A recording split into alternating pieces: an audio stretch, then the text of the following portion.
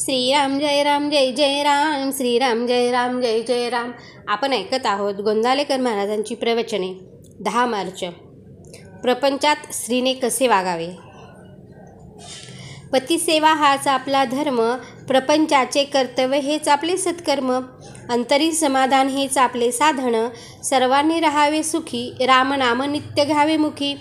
सर्व सुखाचा लाभ घरबसल्या मिळतो देव, कर्तव्य असावे तत्पर, मुखी नाम निरंतर. देहाने करावी सेवा, याहून दुजा लाभाचा नाही ठेवा. परमात्म्याने जे जे दिले ते ते त्याचे म्हणून संभाळणे भले, त्या लोभात न गुंतवावे चित्त, हाच परमार्थ सत्य. नसावे कशाचे ज्ञान, वाटावे सदा घ्यावे रामनाम, प्रपंची राहावे समाधान, हेच भक्ताचे मुख्य लक्षण जाण.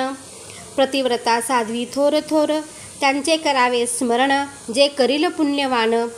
न बोलावी पतीस दुरुत्तरे, समाधान राखोणी अंतरे, जे सज्जनांस आवडेल खरे, पती परतेन मानावे दुजे दैवत, घरात राखावे नेहमी समाधान.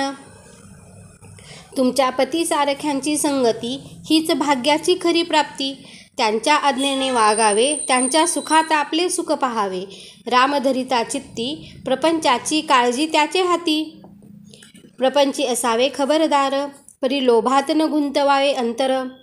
धनसंग्रही राखावे, सर्वच खर्चून न टाकावे, ही रीत प्रपंचाची. सर्व जगात आहे चालत, जगाची रीत लोभात असणे, हे मात्र आपणास न आवडणे. देहाने करावी पती सेवा, ध्यानी द्यावा रामराया, त्याचा संसार उत्तम झाला, हाच आशीर्वाद माझा भला. प्रपंचाची संगती, काळजीची उत्पत्ती, ते धरिता नामाची संगती, काळजी विरहित हो आनंद देई. मुलीच्या लग्नाची काळजी करू नये, प्रयत्नाला सोडू नये, प्रयत्नांती परमेश्वर, हे सज्जनाचे बोल मनी ठसवावे खोल. आरंभी ज्याने स्मरला राम, त्यालाच प्रयत्नांती राम, हा ठेवावा विश्वास, सुखे साधावे संसारास. मिष्ट भाषण वरीवरी, विष आहे अंतरी, असल्याची संगत नसावी बरी. मी तुम्हास सांगतो हित, दृश्यात न ठेवावे चित्त. रामसेवेकरिता प्राण, म्हणून करणे आहे जतन.